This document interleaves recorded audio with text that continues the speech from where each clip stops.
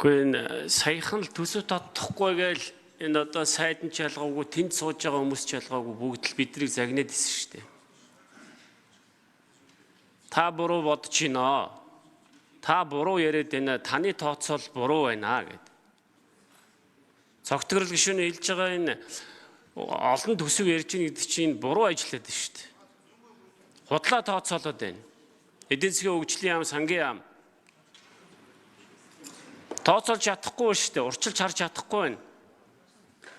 Орлогын чинь одоо буруу тооцоолж байна гэж зөндөө хэлээ шүү дээ. Баахан загнаа шүү дээ буцаагаад. Тэгээ буруу тооцоолоод байна гэдэг чинь ажлаа хийж чадахгүй юм шүү.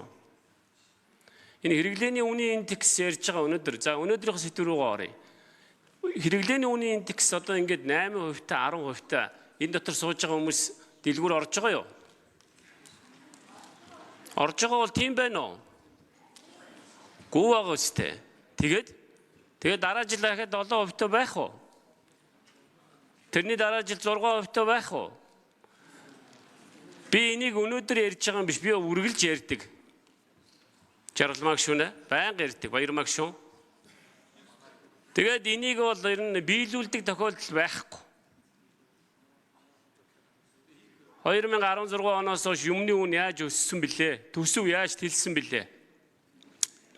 Тэгээ би нэг юм асуу, энэ аргачлалтай байгаа юм уу? Эсвэл буруу тооцоолоод байгаа юм уу? Эсвэл аргачлал нь буруу юм уу? Энэ тооцож байгаа хүмүүс дэлгүүр орж байгаа юу? Надад нэг хариулаарай.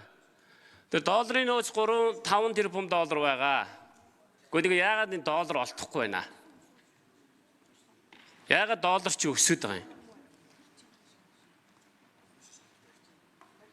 Энэ дээр Монгол банкны ерөнхийлөгч ирэхээ болцсон юм байна энэ. Бас энэ нөхөр ирэхгүй дандаа тэр ингээтэйвэн сая босоо хариулах шиг болсон.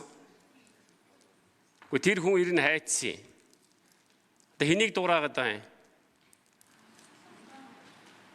Нэмбатрига тийм хүн ямар хүмүүсийг дуурайгаад байгаа одоо мэдэхгүй.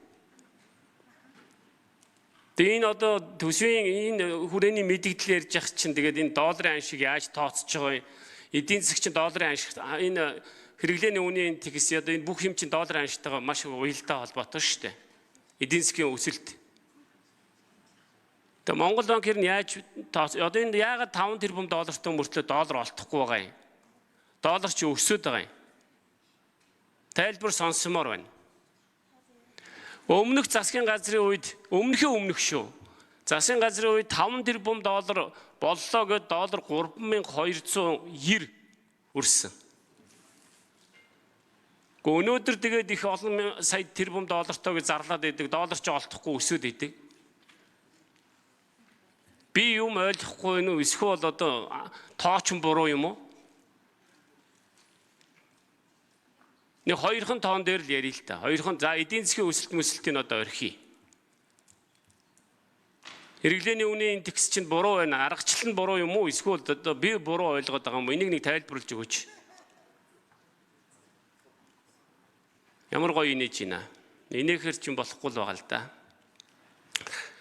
Тэр алт хөтөлбөр дээр ярихад бол тэр алт аавн гэж явж байгаа байгаль орчин нэрээ үнэхээр нэрээ том асуудал шүү. Алт бол ер нь дамжны сайд одоо шинэхэн томилогдсон. Энэ алт дээр нэг жоохон болгоомжтой хандахгүй бол одоо бол Монголд шорон орд гэж бол байхгүй шүү.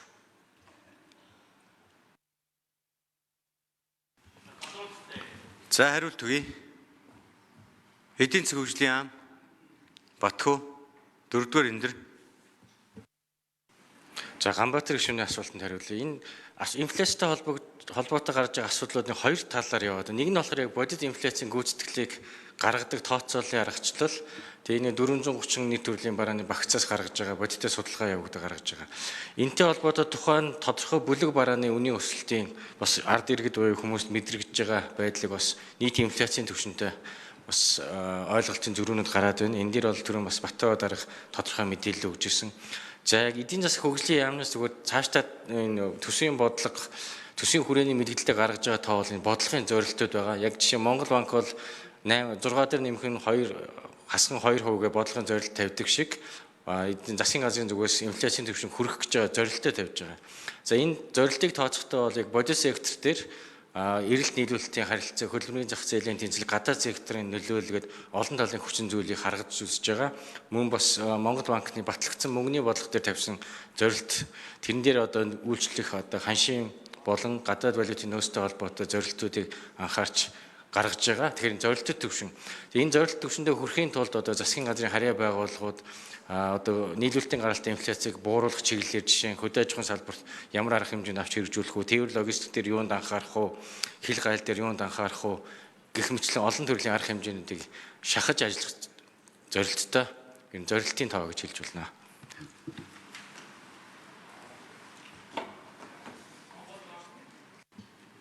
За Монгол Банкны дэд ерөнхийлөгч 153 дугаар энэ дэр.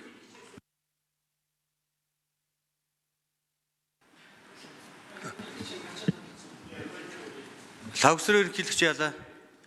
Гадаад төмөлтөө.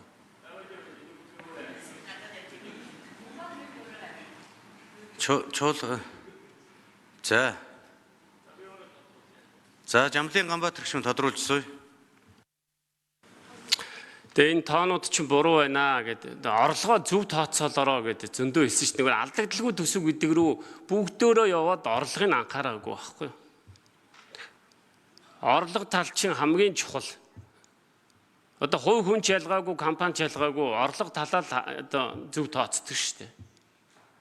Тэгэл нэг алдагдaltaгүй төсөв гэдэг бүгд хуйлраа лавчаад тэгээ орлого талын хит өндөр тавьчихсан. Тэрийг ерөөсөө анхаараж яриаггүй. Тэгээ буруу тооцоолсон гэсэн үг. Энийг урьдчилж харддгүй юм уу? 5 сарын дараахыг харддгүй юм уу? Тэрний төлөө бүхэл бүтэн 2 яам ажиллаж байгаа үстэй. Тэгээ гişүү зөндөө хилээ үстэй наад үүнээ одоо нүүрсний үнд бунаа гэж. Тэгээ баахан загнаа үстэй өдөөс. Хэвлэлээр баахан удлаа юм явуулсан. Тэгээ одоо өнөөдөр ийм яриа сууж идэг. Төсөв додох гээд өнөөдөр хүрээ ярьж байгаа шүү дээ.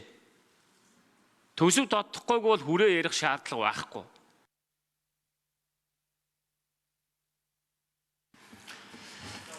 Энэ одоо бас яг энэ Ганбаатар гүшүүний хөндөж байгаатай холбоотой 2025 оны төсвийн хүрээнд өөрчлөлт оруулах дагуулад бас энэ 26 оны төсвийн хүрээнд өөрчлөлт оруулах асуудал орж ирсэн байгаа. Энийг нэг тайлбарлаж бас хэлж өгмөр байгаа юм. Гишүүд бас асуугаад болж өгөхгүй байна. Одоогийн засгийн газрын одоо энэ бүрэлдэхүүнтэй холбоотой асуудал бол 25 оны төсвийн хүрээнд өөрчлөлт орох шаардлага бий болгосон. 26 оныхыг бий болгож байгаа юм уу үгүй юу гэдэг асуулт бас давхар яваад байгаа. Жавхлан сайд энэ дээр та нэг хариулаад өгөөч. Нэмээд.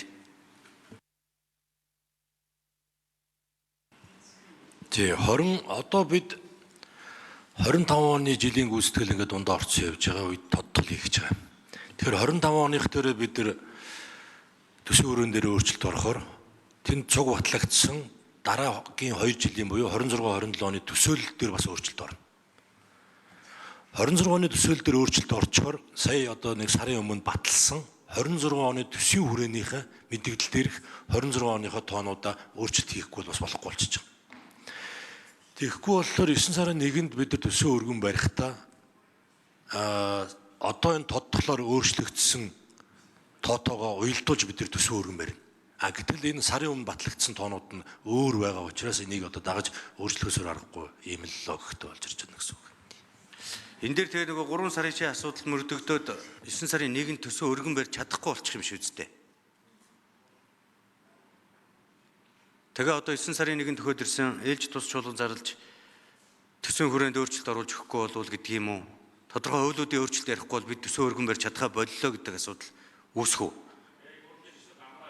Тий. Тэгээ их хурлын гишүүд амарцсан байна. Одоо бид төсөө чадахгүй байна гэдэг. За Жавхлан сайд энэ дээр нэг хариулаач. За яг тийм асуудал үүсгэр байсан. За харин сая бид засгийн газрын бүрэлдэхүүний хуулиуд өөрчлөлтүүдэд батлагдахтаа зэрэгцээд дагсан хуулиуд дээр өөрчлөлт оруулсан учраас төсвийн суур хуулийн дээрээ ч төсвийн доктортой хуулийн дээр ч гэсэн одоо 14 хоног 3 сар гэдэг энэ дээр бол зохицуултуудаа оруулаад баталсан учраас одоо бол тийм асуудал үүсэхгүй. За төсвийн байнгын орон дарга даваа сүрэн дарга нэмэлт хариулт өгье. Тий, сая их хурлын даргын асуугаад байгаа асуудал байнгын орон дээр бас яригдсан. тэр асуудал үүсч болзошгүй гэсэн учраас нөгөө 26 оны төсвөө өргөхөд 3 сарын асуудал үүснэ гэдэг агуулгаар нь одоо өөрчлөлт явчихж байгаа юм билий. Хуучин бол зүгээр тухайн жилийн төсөвт төсвийн хүрээний мэдээлэл төсөөлөлтөө яваад байсан юм. Энэ удаа орж ирэхдээ төсвийн хүрээний мэдээлэл гэсэн мөртлөө ахаа төсвийн хүрээний мэдээлэл гэж орж ирсгээ гişүүд гайхаад ах шүүгээ. Тэгээ тэр нь бол нөгөө одоо дараагийн төсөв өргөн барихад өөрчлөгдсөн байх гэдэг агуулгаар бас тэгж байгаа юм байлээ шүү гэдэг. Хоёрт гол гişүүдийн асуугаад байгаа зүйл нь инфляц судлаа байна гэдэг зүйл яриад байгаа. Дэлгүүрээс юм ороод авахаар ингээд 2-3 дахин болчиход тахт энэ 3 жилийн инфляцийг нэмэхээр 30-40% байна гэдэг. Тэгээ би энэ аргачлал яаж хийж байгаагаа төсөөлөл яаж хийж байгаагаа холбогдох байгууллагууд нэрж тайлбар гэсэн. Төсөөллийг бол би эдийн засгийн хөгжлийн яам хийж байгаа гэж бодож байгаа ш. Та нар тодорхой загвараар хийж байгаа бах. Тийм учраас тэр загварчлалынхаа гол юуг яриа. За даваа сүрэн даргын микрофоныг нэмж өгье. За микрофон. За төсөөллөө бол эдийн засгийн хөгжлийн яам нь ингээ хариулнаа гэж үү дээ. Яг гэвэл эднэр төсөөллийг хийн. А тэр гүйцэтгэл одоо явцад ямар инфляц гарч байгаа гэдгийг бол аргачлалаараа статистикийн төв газар тодорхойлж байгаа учраас тэр өмнө гарсан одоо инфляцийн дүн мөн үнэн буруу зөрүүтэй байгаа бол ямар аргачлалаар инфляцийн сарыг одоо төвшин тодорхойлоод байгаа жилийг гаргаад байгааг бол статистикийн төв газрын дарга ирсэн байгаа учраас ингээ асуугаа юу. За мөнгөний бодлоготой холбогдлолтой бас одоо эдийн засгийн гол үзүүлэлтийн нэг инфляц учраас тэр валютын анжтай нь уялдуулаад төв банкны ерөнхийлөгч байхгүй юм байна. Бид нар төв банкны ерөнхийлөгчийг иргэсэн байсан. Тэгээ тэргүүн дэд дарга нь ирсэн байгаа учраас ингээ та бүхэн яг мэрэгжлийн холбогдох байгууллагуудаас нь ингээ тодруулаад асуугаад ингээ яваарай. Төсвийн өрөөний мэдээллийг хэлцэх үед бол энэ байгууллагын удирдлагууд ингээ оролцоод явна гэдгийг хэлье. За Дамжин сайд нэмэлт хариулт өгье. За манай Ганбаатар шүү маань бас манай салбарыг толгойлж исэн хүн болохоор бас аргагүй салбартаа санаа зовж бас зөв зүйтэй юм хэлж байна. Ер нь бол манай салбарын хувьд манай улсын хувьд бол бүртгэгдсэн нэг 500 тонны нөөц байгаа алтны. Энэний 85% нь бол үндсэн орд, 15% нь бол шороо ордын одоо бүртгэлтэй явдаг. За үндсэн ордын хувьд бол байгаль орчны нөхцөл байдал бол шороо ордыг бол харьцангуй гайгүй. За шинэ сайн технологиуд гарцсан, шинэ сайн стандартууд гарцсан байгаа. Тэгээ ер нь бол байгаль дээр ургаагүй л одоо олборлдог ийм л одоо зүй тогтолтой бидний хэрэгжилж байгаа бүх зүйл. За тийм учраас Улсын хурлын тогтоолын нэг гол үндсэн агуулга бол байгаль орчны нөхөн сэргээлт хаалтын дэнчин барьцааг бас авах тухай утгыг бас тодорхой оруулсан байгааг бас энд тодорхой хариулъя. За Лавгсрынгийн Соронзон болдог шүү асуулт асууя.